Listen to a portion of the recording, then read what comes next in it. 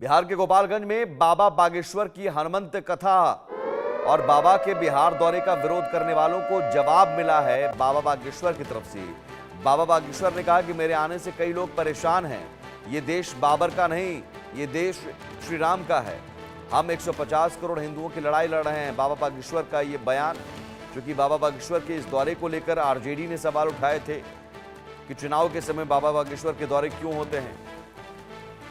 लेकिन अब जब गोपालगंज में पहुंचे बाबा बागेश्वर और उन्होंने जब कथावाचक की भूमिका में रहते हैं, कथा सुनाते हैं, इसी कथा के दौरान ही उन्होंने ये भी कहा कि हमारे आने से बहुत लोग परेशान हैं, लेकिन ये देश बाबर का नहीं, ये देश श्री राम का है।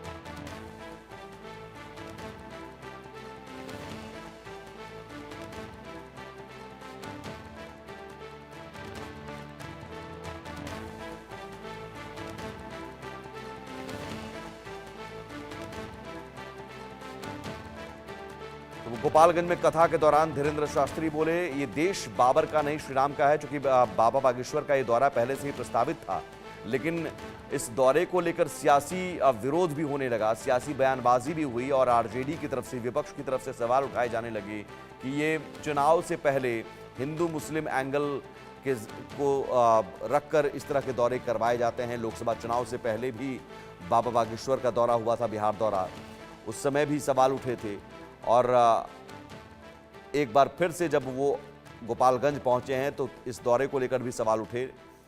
लेकिन बाबा बागेश्वर ने जवाब दे दिया कि वो परेशान जो लोग हैं उनको ये जवाब देना चाहते हैं कि देश बाबर का नहीं श्री राम का है। मुस्लिमों के लिए तो 65 मुस्लिम देश हैं और अगली बार बिहार का आने का विरोध किया तो मैं बिहार में ही घर बना लूंगा।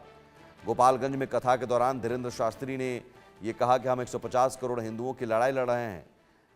बाबा बागेश्वर की हनुमंत कथा गोपालगंज में, और उन्होंने साफ कहा कि हम किसी पार्टी के नहीं, हम हिंदुत्व के प्रचारक हैं और ये देश बाबर का नहीं श्री राम का है। हम हिंदुओं को जगाने के लिए आए हैं यहाँ और हिंदुओं को मैं जगाऊंगा, हिंदुओं को जगाने का काम कर रहा हूँ, हिंदुत्व का प्रचार कर रहा हूँ और बिहार आने से रोका तो यहाँ घर बना लूंगा, यहीं रह जाऊंगा।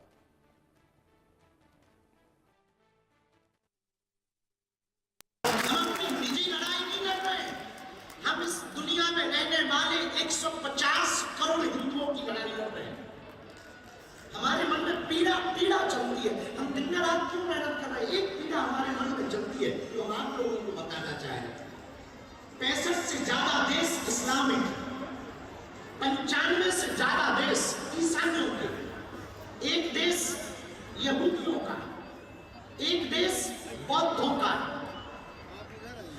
किसी भी देश से मुसलमानों को निकाला जाएगा तो 65 से ज्यादा मुस्लिम देश दोनों बाएं फैलाकर उनका स्वागत करेंगे।